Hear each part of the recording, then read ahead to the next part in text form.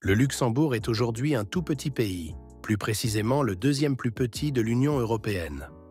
Néanmoins, il est considéré comme l'une des 3 capitales de l'Union et abrite également la Cour de justice de l'Union européenne. Ce n'est pas un choix anodin, car cela souligne le rôle important de l'ancien et puissant Grand-Duché en Europe. Malgré des voisins bien plus grands comme l'Allemagne, la France et la Belgique, ce petit pays a réussi à préserver son indépendance jusqu'à aujourd'hui, mais à un prix élevé. Le Luxembourg était autrefois beaucoup plus grand et comprenait de nombreux territoires et régions alentours. Mais pourquoi le Luxembourg a-t-il perdu une grande partie de son territoire? Comment a-t-il réussi à préserver son indépendance jusqu'à nos jours? Et qu'est-ce qui fait que, malgré tout, il est aujourd'hui l'un des pays les plus riches d'Europe? Nous allons examiner toutes ces questions passionnantes dans la vidéo d'aujourd'hui. Bon visionnage! Jetons tout d'abord un coup d'œil à l'histoire de la formation du Luxembourg.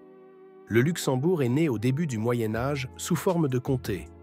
Plus précisément, en l'an 950, lorsque Siegfried Ier acquit le Lucilin-Burruc, le château qui allait plus tard donner son nom au pays. Ses descendants se sont ensuite appelés comtes de Luxembourg.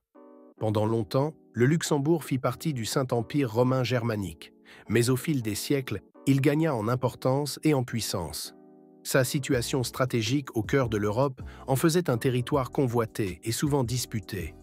Pour éviter d'être absorbé par les comtés environnants, la devise était l'expansion. Le Luxembourg a ainsi pu agrandir régulièrement son territoire et aspira finalement à exercer du pouvoir au sein du Saint-Empire romain germanique. En 1308, les Luxembourgeois atteignirent l'apogée de leur puissance lorsque Henri de Luxembourg fut élu empereur de l'ensemble du Saint-Empire romain germanique. 2 ans plus tard, son fils Jean fut également couronné roi de Bohême, l'actuelle République tchèque.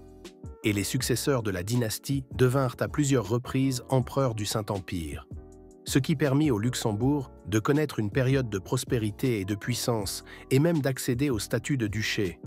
Cependant, après cette ascension rapide, la chute fut tout aussi rapide. En 1437, l'empereur Sigismond mourut sans descendance, ce qui marqua la fin de la dynastie et de l'indépendance du Luxembourg.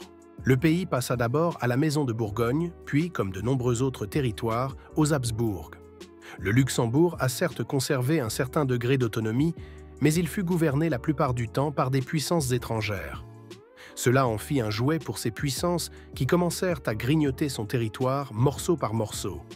En raison de sa position centrale, le Luxembourg fut impliqué dans presque toutes les grandes guerres européennes. Par exemple, pendant la guerre de 30 ans, à l'issue de laquelle le Luxembourg dut céder de nombreuses villes et districts à la France. Il fut également menacé à plusieurs reprises par la France par la suite. Un des empereurs particulièrement expansionnistes fut Louis XIV, le roi Soleil.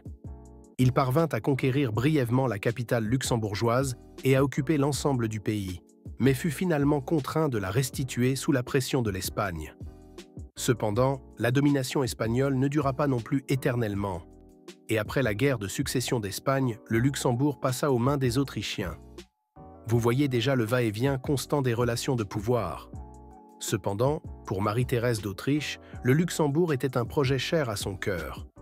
Elle initia de vastes réformes pour améliorer le fonctionnement des institutions et augmenter les recettes de l'État. Mais même elle ne put empêcher que le petit pays soit de nouveau bientôt menacé par les Français. Vers l'an 1800, la France était plus expansionniste que jamais. Napoléon cherchait à répandre la Révolution française dans toute l'Europe et à renverser les monarques européens.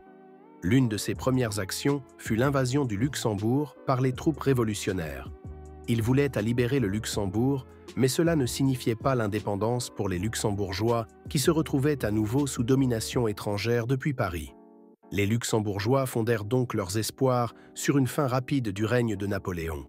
Ils espéraient obtenir leur indépendance complète lors du Congrès de Vienne. Mais, comme si souvent, les choses se passèrent bien différemment. Les puissances victorieuses souhaitaient un État tampon fort entre la France et la Prusse, ainsi que les États allemands. Cet État tampon devait être le royaume des Pays-Bas. Guillaume Ier d'Orange-Nassau reçut donc, en plus des Pays-Bas, les anciens Pays-Bas autrichiens. Le duché de Luxembourg fut élevé au rang de grand-duché et déclaré État indépendant, mais immédiatement remis au roi des Pays-Bas en tant que possession personnelle pour lui appartenir. ainsi qu'à ses héritiers légitimes, personnellement et pour toujours. Le Luxembourg dut également céder des territoires à la Prusse. Il ne s'agissait donc pas d'une véritable indépendance. Les Luxembourgeois, bien sûr, n'apprécièrent pas cette situation, car ils n'avaient que peu de liens avec les Néerlandais. Le pays était divisé entre une partie germanophone et une partie francophone.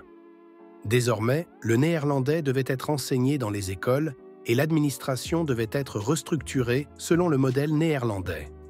Une situation similaire s'est produite avec les Belges voisins, qui furent également rattachés aux Pays-Bas lors du Congrès de Vienne. Le mécontentement y grandit également et, en 1830, éclata la Révolution belge. Le mécontentement émanait principalement des provinces méridionales, principalement catholiques et francophones de Belgique.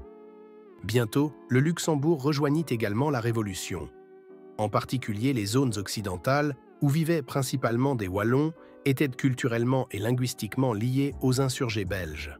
Cependant, tandis que la Belgique luttait pour sa pleine souveraineté et l'obtenait, le Luxembourg connut une fois de plus un sort différent.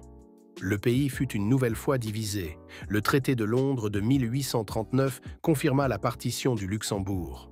La partie occidentale, principalement francophone, fut attribuée à la Belgique. La partie orientale, plus petite et principalement germanophone, fut de nouveau confirmée en tant que grand-duché indépendant, mais resta en union personnelle avec les Pays-Bas. Cela signifiait que, bien que le Luxembourg ait obtenu davantage de pouvoir et ait été autorisé à rejoindre la Confédération germanique, il restait néanmoins sous domination étrangère. De plus, il avait perdu une grande partie de son territoire, en sortant encore plus affaibli. Il était évident que le Luxembourg aurait désormais du mal à se défendre contre de nouvelles ambitions expansionnistes de ses États voisins. Ainsi, un autre traité établit bientôt la neutralité permanente du Luxembourg. Cette neutralité fut garantie par les grandes puissances européennes, la Prusse, l'Autriche, la France, la Grande-Bretagne et la Russie.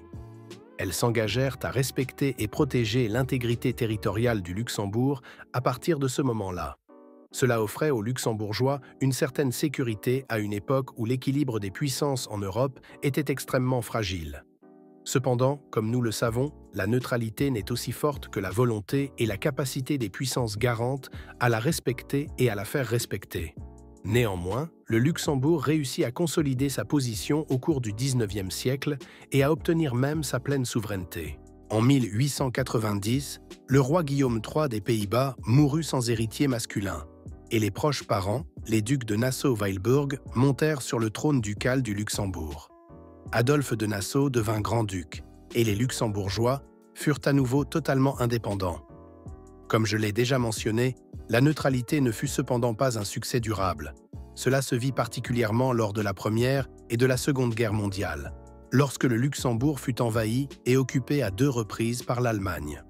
Les expériences traumatiques de l'occupation influencèrent le rôle ultérieur du Luxembourg dans l'unification européenne.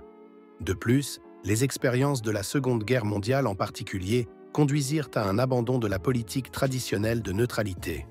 Le Luxembourg devint membre fondateur des Nations Unies, de l'OTAN et plus tard des communautés européennes, renforçant ainsi son rôle et son influence sur la scène internationale. Le mot d'ordre était de faire partie d'une union plus large d'États pour garantir sa sécurité territoriale. Le petit État bénéficia énormément de l'unification européenne. La capitale du Luxembourg, Luxembourg-Ville, devint l'un des 3 sièges officiels de la Commission européenne et de la Cour de justice de l'Union européenne, ce qui souligne l'importance du pays dans la politique européenne. Les frontières ouvertes au sein de l'espace Schengen, du nom de l'accord de Schengen, également signé au Luxembourg, symbolisent le dépassement des frontières territoriales traditionnelles. Le lieu a été choisi symboliquement dans un pays qui avait souvent lutté contre les changements de frontières. Non seulement politiquement, mais aussi économiquement, le Luxembourg est devenu un acteur majeur en Europe. La décision stratégique précoce de se concentrer sur le secteur des services financiers a exploité au mieux la situation géographique et la population multilingue du Luxembourg. Cela a permis au pays d'attirer des investisseurs mondiaux et de grandes institutions financières, le rendant incroyablement riche. Aujourd'hui, le Luxembourg est un exemple d'un pays qui a transformé ses limites, comme sa petite taille et ses ressources naturelles limitées, en avantages. En se concentrant sur les services, notamment dans le secteur financier, et en jouant un rôle actif au sein de l'UE et d'autres organisations internationales, le Luxembourg a acquis une importance disproportionnée et est devenu incontournable en Europe.